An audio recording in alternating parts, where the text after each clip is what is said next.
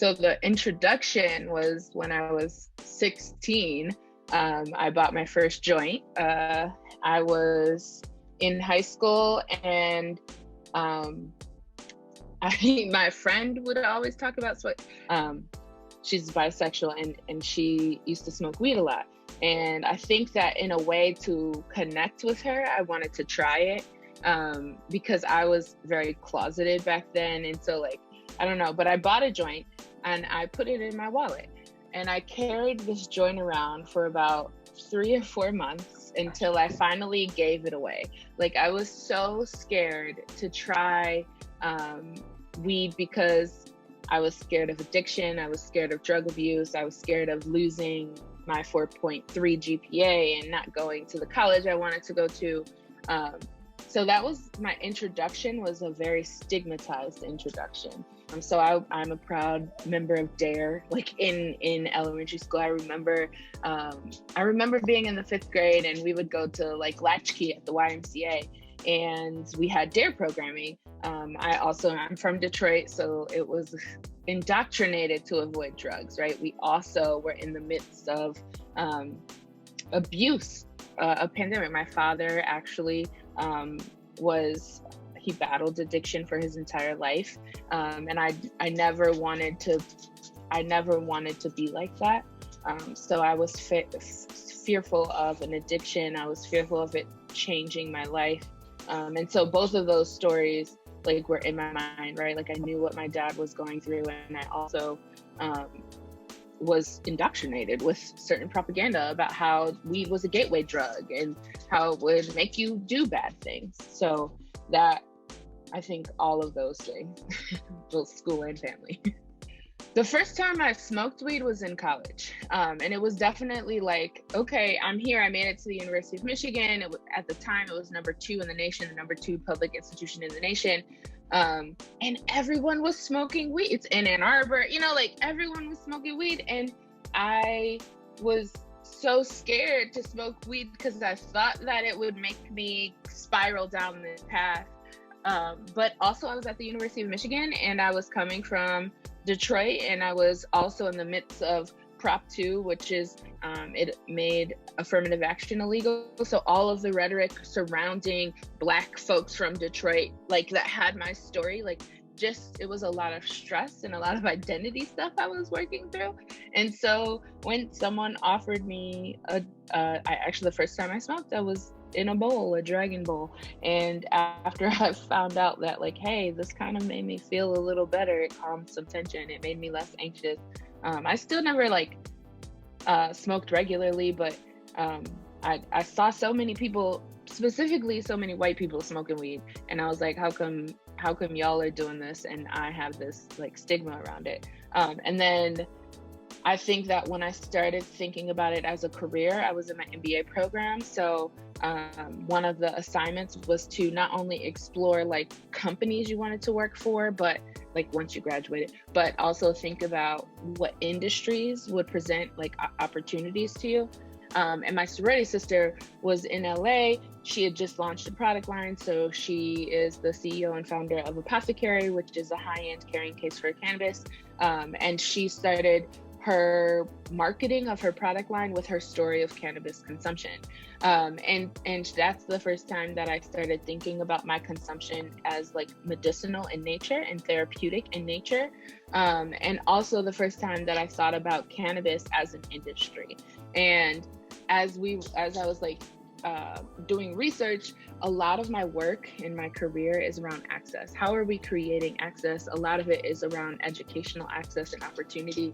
And when I look at the cannabis industry, I see a point of access to wealth generation. I see a point of access to entrepreneurship. I see access to justice, right? Our communities have been disproportionately impacted by criminalization and prohibition. And so all of that made me, one, the awareness, right? Like seeing someone that I respected and admired telling their story of cannabis use was very inspirational to me. And then once I did further research on the industry generally, I was like, oh, this is a ground floor opportunity, right? And there is also lots of opportunity to create equity within this industry. One of the biggest hurdles I've had to come through is my own stigma, right? Like, and what it means to be I was a teacher. And so what does it mean to be a teacher of students who is now, of young students, of high school students, who is now kind of a spokesperson or an advocate for cannabis use, right? And what does that mean for myself internally? And then once I kind of unpacked and released that shame and recognized that, hey, I have a student actually who launched a CBD line and is very interested in the cannabis industry and was able to reach out to me and ask for mentorship, right? So in addition, like, why was I ashamed? Because I'm creating a pathway of employment, a pathway of empowerment, and normalizing something for my students. So once I got over that stigma, and opportunities started pouring in, right? So I launched a bud and breakfast out of my house, and my first, like within the first couple of months of me doing that, I was featured on the cover of the Free Press, right, which is our Detroit newspaper, and had some of the key influencers in the industry in my dining room. And so I was like, okay, so this is happening. I made this decision. I'm entering this industry, and I need to just be more public about it. I went public and I lost the job, right? And I got that setback really made me realize how much stigma socially I would be facing.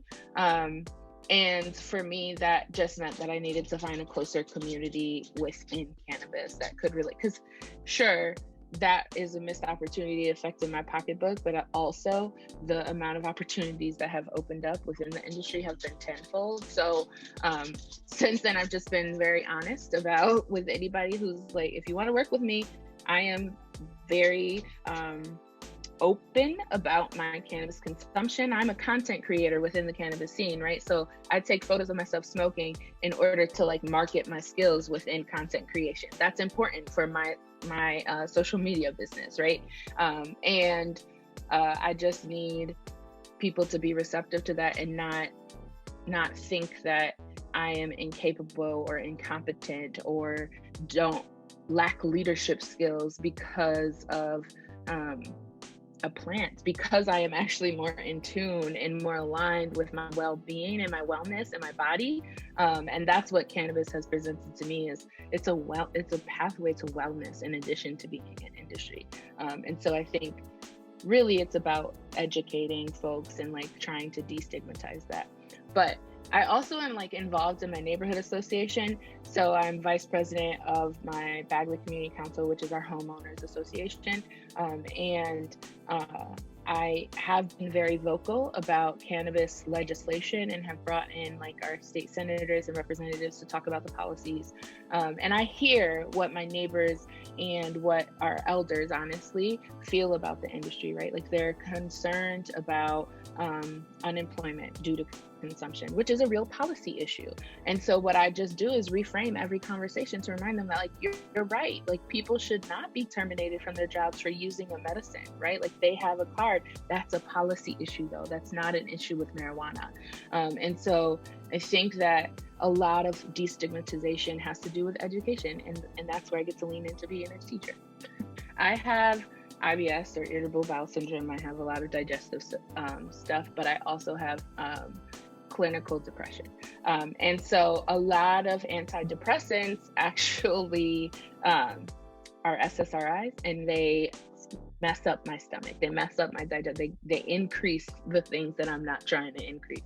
And so I didn't realize this. I didn't have the like language for this, but I was self-medicating both chronic pain in my belly and also mental health, right? Like helping me. And so now that I like actually have an awareness around what I'm treating, what symptoms I'm treating, I've been able to do better research and see like, okay, which cannabinoids and which mix actually will help me better. And actually a higher CBD ratio helps with pain, right? And CBD actually is more therapeutic for me. I like THC because it helps me like mellow out, or then looking at different terpenes. So I am a huge fan of linalool, right? And that's what's found in lavender, that's what's relaxing. And so those are the things that once you get really like aware of what you're using this for, you can start doing the research into what's actually happening inside the plant, what's happening in my body, and what types of strains, what types of terpene profiles, what types of flavonoids do I need to mix in order to benefit what's actually going on in my body. And the other thing that folks don't often know is like your body has its own endocannabinoid system, right? So like these cannabinoids are actually helping your body to reach homeostasis and balance. And so like everything is just better. There's less inflammation, like the more that you're putting in your body, and also figuring out what those mixes are. So for me, it's definitely been a journey around managing pain and stomach pain, in addition to like diet change, but also helping with my mental health and relaxation and self-care, right? Because sometimes when you're like running, when you're like a go person, I'm literally go person, when do you take breaks? Okay, when I take breaks, I need something that forces me to take breaks. And sometimes eating an edible that's gonna like force me to take a break allows me to rest and take a bubble bath and separate myself from work. Like that honestly is probably the best release. I think that they think that you're lazy or you're just like a stoner, and like some days, because I'm so anxious, I can be like doing things but doing nothing, because my anxiety is so out of control that I'm touching I see it in my tab in my web browser. If I have a million tabs open, which I do right now, I'm looking at it right now, then I know that I'm not actually being productive on anything. So when I need help focusing, when I need help getting things done and being productive, actually there are strains that help me do that, right? And so I think that folks have this stigma that you're just Cheech and Chong and like being a deviant in society, which, you know, there's a part of the culture that is cool with like cannabis and doing that, but also weed helps me be productive sometimes. Weed helps me focus. Weed helps me feel better and manage pain so that I can, I take edibles when I'm on my period, for example, and like that is what helps me get out of the bed when I'm cramping and in pain. That doesn't mean that I'm less productive. It just means that I'm managing internally what my body needs in order for me to be productive. I think that would be I'm also running like two businesses on top of working a full-time job. Like there's no way that I could be unproductive, and you know, so yeah. Adult use passage in Michigan. So my wife and I had moved to the East Coast so that we could legally get married, right? Like it was 2015, we were not able to legally get married in the Midwest. And so I found a job, and then I went to grad school. And then we got married, and you know, gay marriage is legal. And we were able to get married at home too in Michigan. And once we came home, we were like, I want to move back home. Like we miss being home. We miss our people. We miss our family. Also, this is the only place that we're going to be able to buy a house because East Coast pricing is priced us out. And that same year, as I started exploring, right, like I'm in the middle, like that assignment was like the last semester of grad school or something. And I'm about to graduate with my MBA. So I'm exploring like cannabis. And then there's, okay, adult use is on the ballot. And so I was like, oh, they're going to vote on this in Michigan. And we're planning on also moving home next year. Like, this is awesome. The ballot passed, and we were going to have adult use. I was like, this is the chance to like really lean in and start. So that January, once it was legal, we started opening our home to guests. We started doing little kickbacks and education sessions. We would have caregivers come in and teach about the flower, teach about cannabinoids, had different resources. And we were able to start forming community. And through that work and through like this, like I would say grassroots kind of community development, I met some really amazing people and my business partner. And so my business partner and I just started hosting different types of events. So we did a garden party, which was all about urban farming and sustainability and wellness. And it was specifically about hemp and some cannabis. We did the Midpoint Campout, which convened a group of women, and we went camping, and it was cannabis positive. We got on the team for National Expungement Week, so we were doing expungement clinics and learning about justice reform. We did some graphic design and design work for leaders within the cannabis industry, attended conferences, and then it just started happening, and we were like, oh, this is actually, opportunities are just presenting themselves. So it was definitely the passage of adult use in Michigan that sparked, actually just fueled the fire. So CurvyCannabis it started as a marketing campaign to drive conversation around the representation of curvy and fat bodies in cannabis marketing. So in all marketing across the board, right? Like plus size women make up over 60% of the population, and we're only included in 2% of marketing. And so that conversation was meant to like call to attention that we're an invisible consumer, but we are very much a consumer. And so we, our first year was it was an experience. We had an infused brunch. There was a boudoir shoot so that women, the women that were there, we have expanded. It's not only for women, it's for curvy and fat bodies. But the women who were there at that session told their stories of cannabis use. We consumed together. We also like cried together. We had a floral sponsor who sponsored some bouquets. We put bouquets together. So we did some creative work, right? Like creative sparks. And we got some really beautiful imagery sponsored by Olive J Media. And that imagery has been shared and was very well received. So the goal was to be like, see this beautiful footage, see these beautiful women, include us, start to include us in your marketing.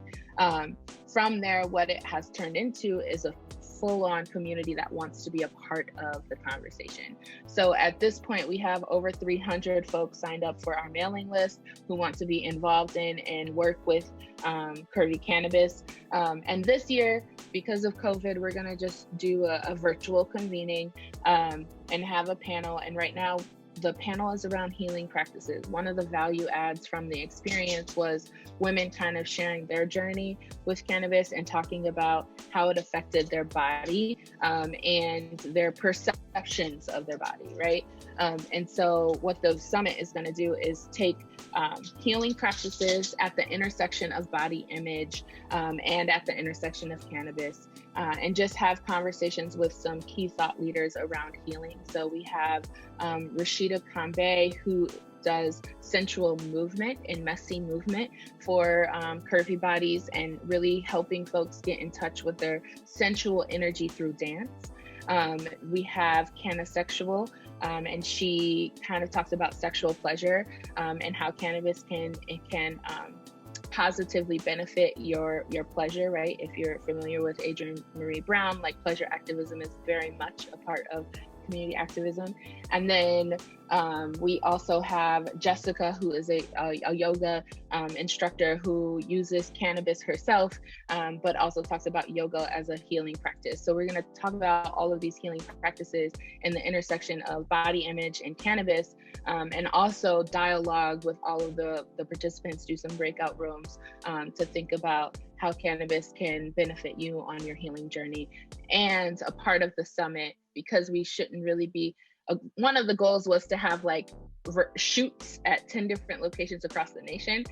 But given COVID, we're gonna pull back that a little bit and invite people to create their own content and use the hashtag and really start to like expand the conversation and really help brands see that curvy-bodied humans can really benefit their marketing and really attract an audience. So Loud Social is a content marketing agency.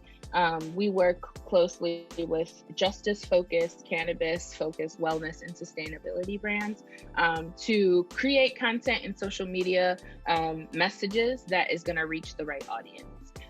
So we started with we've kind of gotten more clear on who we are over time, and even through COVID, I think has really helped us get clear on who we are. But what we really specialize in is kind of community outreach, community engagement, and reaching that community through content and media. So my business partner, Heather Carter, has been involved in cannabis for 4 or 5 years. She started in New York and was doing a lot of organizing in New York, and then was onboarded to the team Revel, and Revel is a cannabis innovation showcase. And so she was producing large scale events to raise awareness around the industry, right? So imagine like TED Talks, but with cannabis. And she, within that, she was able to like network and meet a lot of different key influencers in the industry.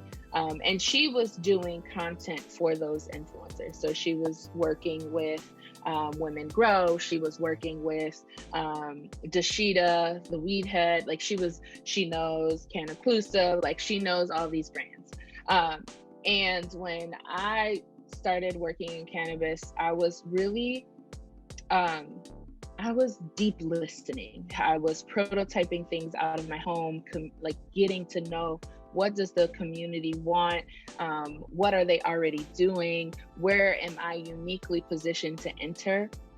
And so I had started promoting just creating content around justice in cannabis and what that looked like, and hosting events, right? So one of our events was actually on Heather's birthday. And so Heather had moved home to Detroit from New York and saw that we were hosting an event, and reached out and was like, hey, this is who I am. This is who I've worked with. This is what I've done. I'd like to be a part of this, and I can bring these like sponsors, right? And I was like, oh, dope. This is great. I remember being fangirling around Heather, who is now my business partner. It's crazy. But she, we did that event. And then from there, we were doing other events, and it just kept going, because we like made a perfect team. It was just serendipitous. And from there, it just has grown, and our experiences have gotten tighter. We've gotten our process down to working with clients, and that has been our content marketing agency was founded because of an Instagram DM. So Copper House is my home. I live here with my wife and our 2 dogs and cat, so it's a pet-friendly stay. And really what we create is like a cozy and intimate environment for the cannabis community. We offer different packages. So what we started with was an Airbnb listing, and we list on Bud and Breakfast, the Bud and Breakfast platform. And we rent out our spare bedroom, and you can smoke anywhere in our house. We're smokers, so like you can smoke. What we also were doing was a lot of lifestyle photography and content production. So what we noticed was that content producers really like the space to start doing and producing their own content. And then once we started getting some content producers in here, that also made the visuals that we were able to offer like jump. And then people started hosting small intimate birthday parties, like where we would invite cannabis infusion chefs and caterers to come and cater birthday parties. And it has also expanded to larger parties, right? So we can accommodate in the summer more because we have outdoor space, but with COVID, you want to have like distance. So we have a fire pit area outside. We have what we call the garden area, which has a picnic table and our mural, and we have a propane heater over there. But we've done like art with a spark outside, and people can do painting. We also have our sunroom, which is pretty meditative, and you can just do some like yoga in there and just chill. We have our dining area. We also use our sunroom to set up like buffets for catering. We have a kitchen fully stocked that caterers or cooks can come and prepare food in. We have the spare bedroom that accommodates no more than 2 overnight guests. And then we have a living area, which is connected to a smart TV, and we've done things like karaoke in there, and there's a fireplace. And then our den, we have another TV with like a video game lounge. So it's like, we've been able to curate all different types of packages. We've had massage therapists here. We've had tarot readers here. Last night we had a crystal sound bowl for sound healing. We've done all types of like creative expression things. And it really just is activated by the community and what they can envision and what they can create. So we love partnering with folks to create awesome experiences. I knew I would, when I was in my job in Delaware, I worked in higher ed, but I managed the residence halls, right? So I was forging community I was doing place-based community making, community building, essentially.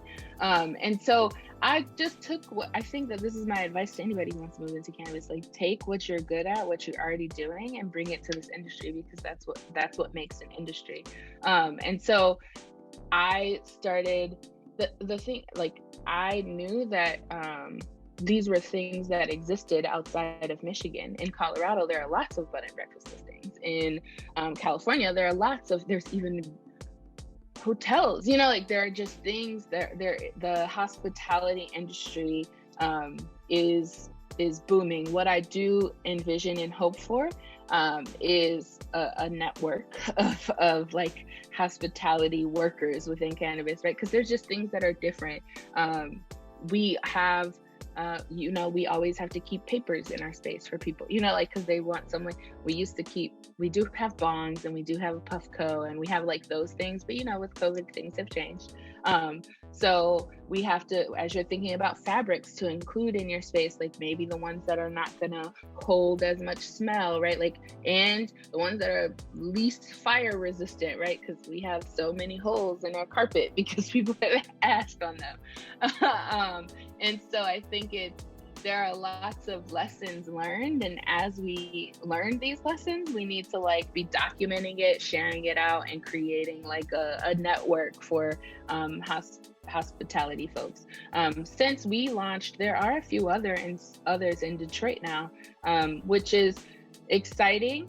And when you get in scarcity, it can be scary because you have to compete. But I think I know that's what makes business go, is competition. So it's exciting to see things grow. It's exciting to be we were the first ones listed in January of 2019. We did take our listing down for a while because we rebranded, and did all of that. But we were the first in Detroit, and that is like exciting. I realized that when I'm working, like I think I'm a stoner now, right? Like I've been in the industry, so like sometimes there's this expectation that you are trying everything. Like you need to know what you're talking about, right? And so my tolerance level, so I used to, an eighth used to last me 6 months. Like that is how, like I was smoking a bowl, right? Probably once every other week. Like I was not even, and the bowl was in my little one hitter. It wasn't even a full bowl. Like, and now, and who knows how much I smoke, because who knows, honestly.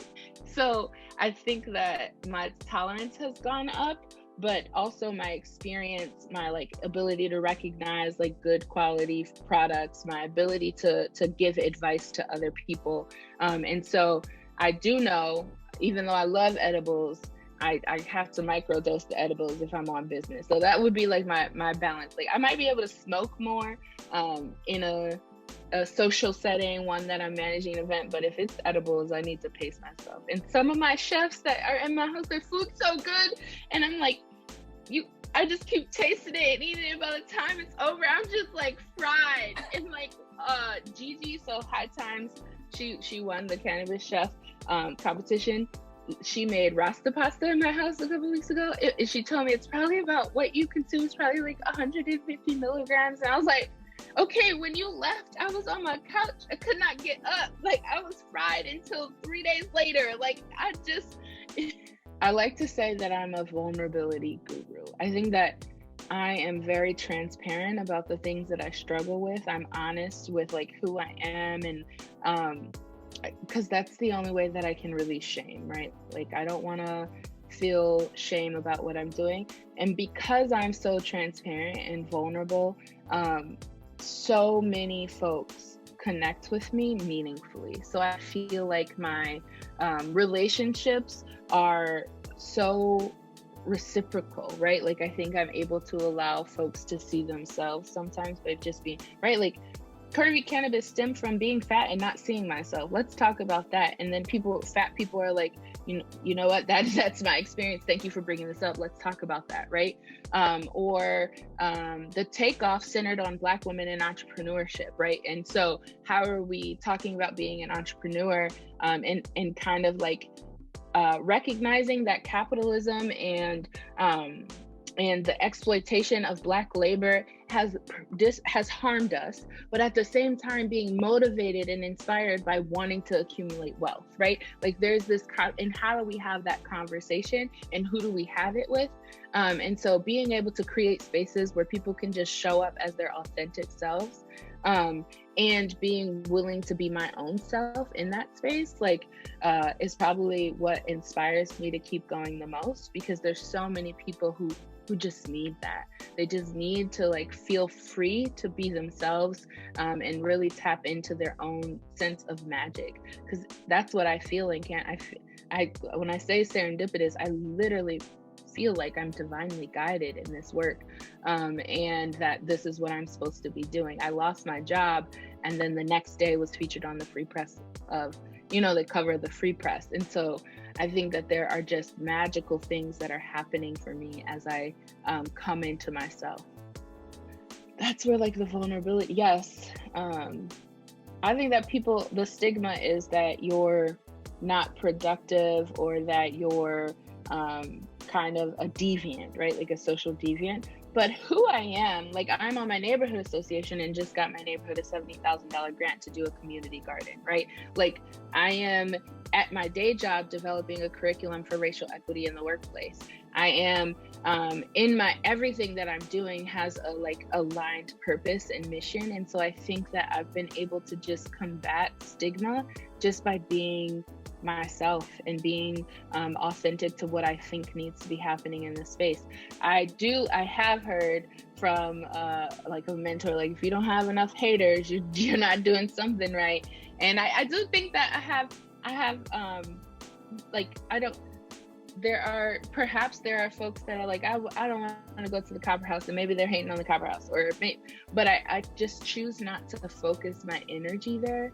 I choose to be transparent in the good things that I'm able to accomplish, right? Like one of my events, I was able to get sponsored by a corporate cannabis company and was able to pay 8 Black queer freelancers and companies, right? So I really don't, like, you can stigmatize me all you want, but I have receipts of good things that I'm doing. And as long as I stay aligned to, that's what I pray for. I pray for discernment to make sure I'm connecting with good people, right, that our values aligned. And I pray for alignment. As long as I'm working in alignment with what I think this world needs, the stigmas aren't, I feel like I can combat them. Even my neighborhood is, the median age is like 55. And yeah, they hate weed. They don't want it in their community. But I have been, okay, so let's go about it. Let's bring in the policy workers. Let's talk about pain relief and opioids versus cannabis. Like, let's talk about those things. Let's talk about, I hear that you don't trust it because you see all these dispensaries popping up and none of us owned them. So let's talk about pathways to ownership.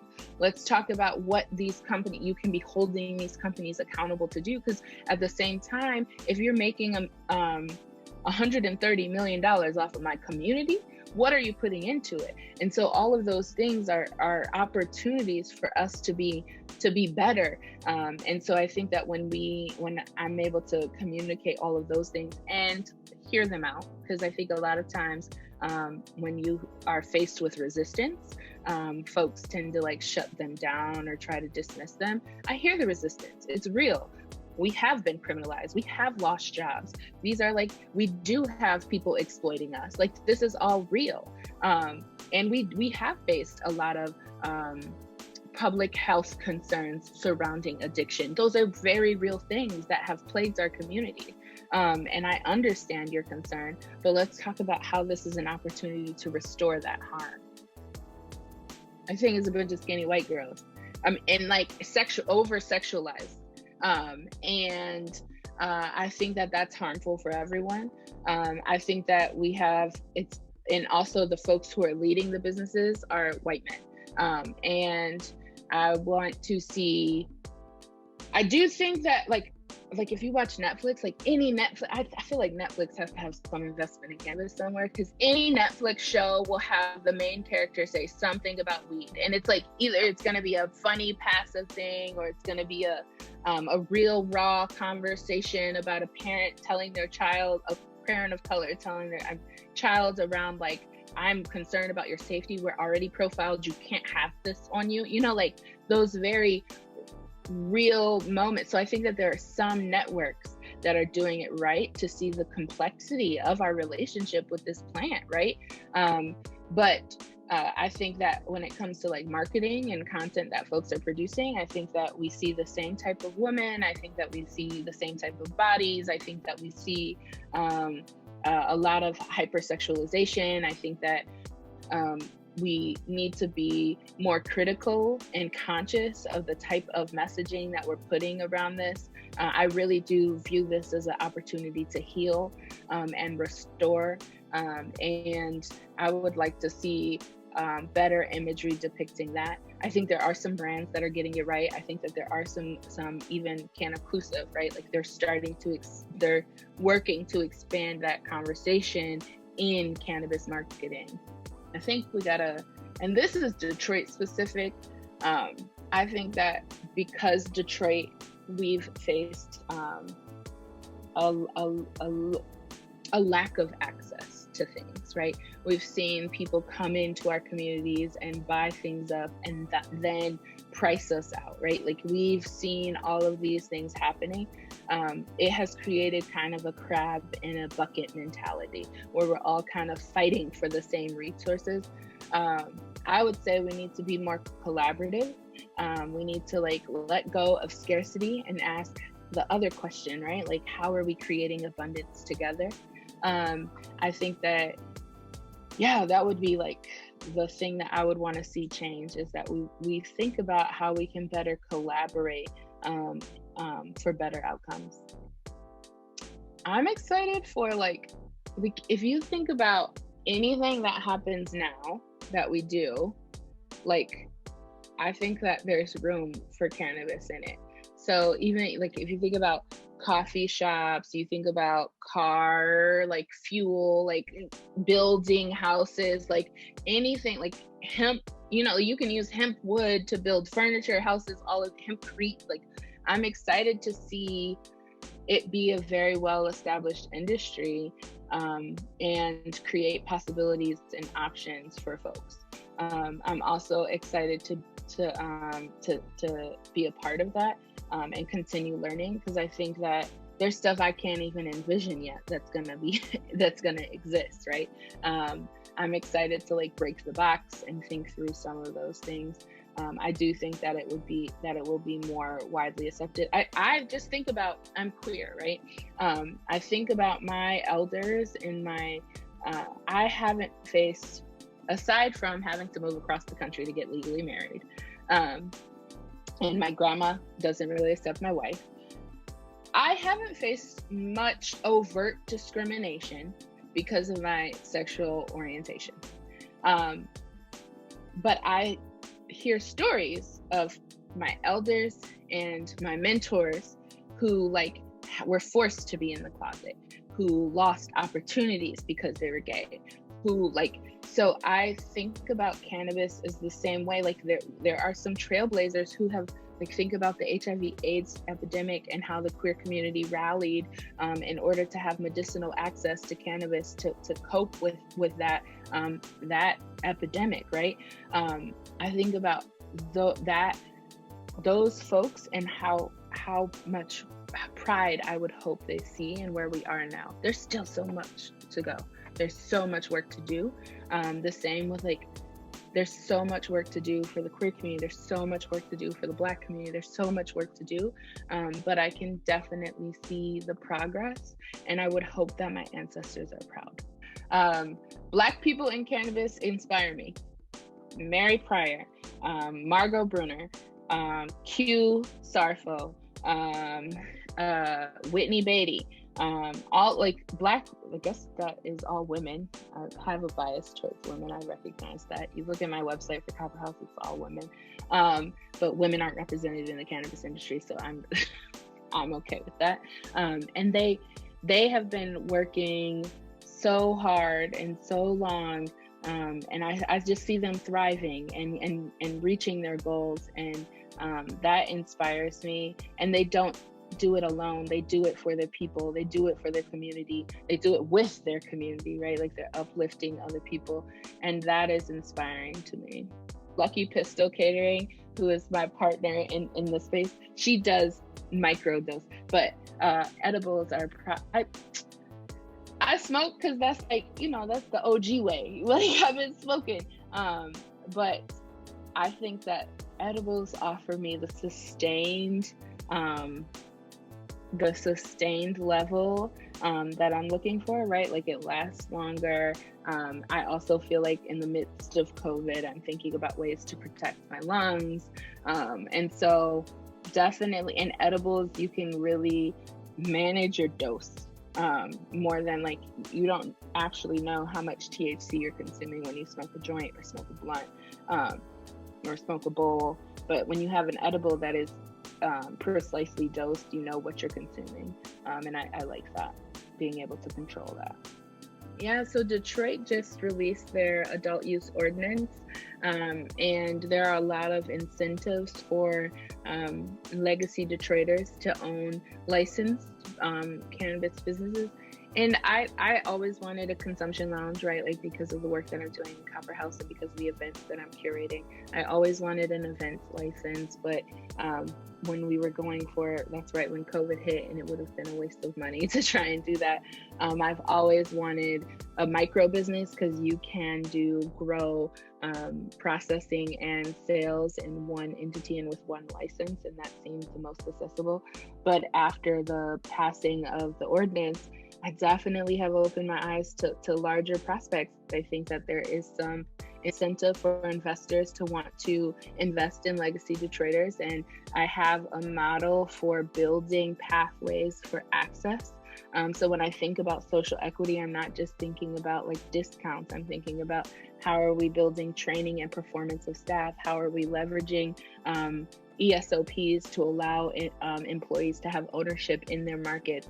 And so I'm actually working on a business plan to start pitching to some investors and kind of make something happen, which is bigger than I thought, and actually talking about it and saying it publicly causes some anxiety, but I think that is definitely what I'm meant to do, and that's why I got this business degree, right?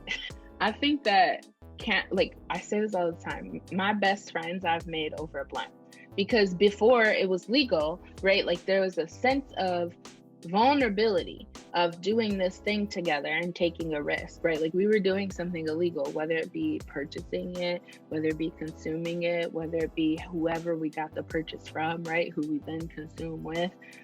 So I think that the connection, the ability to connect with people and just connect vulnerably, authentically is enhanced with cannabis. I think it removes some of the guards that we put up, and it also allows us to be more in touch with who we are.